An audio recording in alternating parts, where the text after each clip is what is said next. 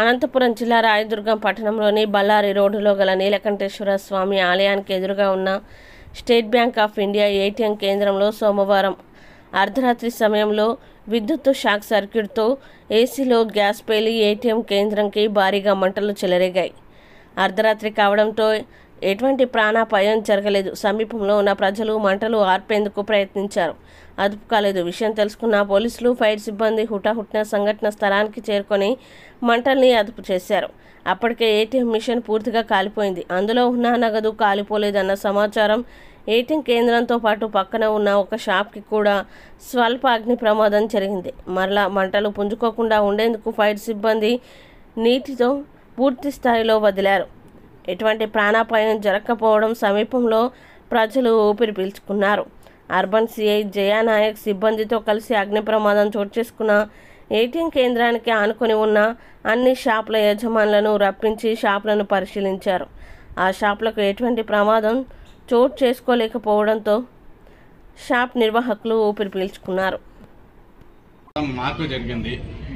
మాకు కూడా టోటల్గా అన్ని సామాన్లు అన్నీ కాలిపోయినాయి. దాని నుంచి ఒక 6-7 లక్షల వరకు పైన ఎక్కువే ఉండొచ్చు అంచనా. మాకు నష్టం జరిగింది. దీనికి మాకు ప్రభుత్వము ఏదో ఒకటి మాకు సాయం చేయాలని కోరుతున్నాము. దయచేసి అర్థం చేసుకోండి. నేను సోమ పాండు బిల్డింగ్ ఓనర్ని. రాత్రి 1:45కి ఏటీఎం పేలడం జరిగింది. ఆ పేలడం వల్ల ఈ మన సిలిండర్ల నుంచి టోటల్ ఇక్కడ కాంప్లెక్స్ బిల్డింగ్ అంటుకోవడము. నెక్స్ట్ ఇక్కడ మా బైక్లు లోపల 2 కుండోళ్ళు, ఒకటి మావి 2 బైక్, ఒక బుల్లెట్, 2 బుల్లెట్లు, ఒక స్కూటీ, ఒక సైకిల్ డ్యామేజ్, టోటల్ బర్నింగ్ అయిపోయినాయి. అప్రాక్సిమేట్లీ 4-5 lakhs వరకు బిల్డింగ్ అన్నదే ఉంది ఖర్చు. ఇంకా బిల్డింగ్ డ్యామేజ్ కూడా చాలా అయింది. టోటల్ కాంప్లెక్స్ లోపల ఉండే మీటర్స్ అన్నీ టోటల్ బర్నింగ్ అయిపోయినాయి. బిల్డింగ్ కూడా చాలా ఉన్నాయి. ఇది రాత్రి నిన్న జరిగింది నైట్.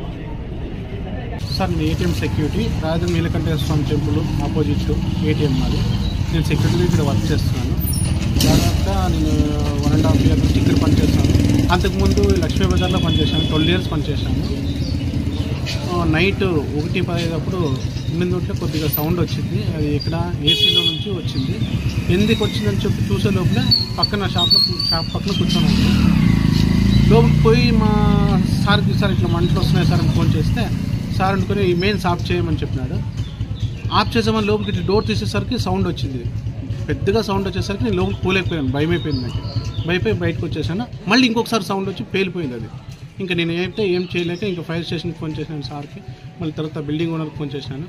బిల్డింగ్ ఓనర్కి పోయి లేపిస్తే ఇంక మళ్ళీ వాళ్ళకి ఫోన్ చేసి వాళ్ళంతా వచ్చి మొత్తం అయితే కాలిపోయింది. అది దాదాపుగా భారీగా వచ్చేసింది మంటలు.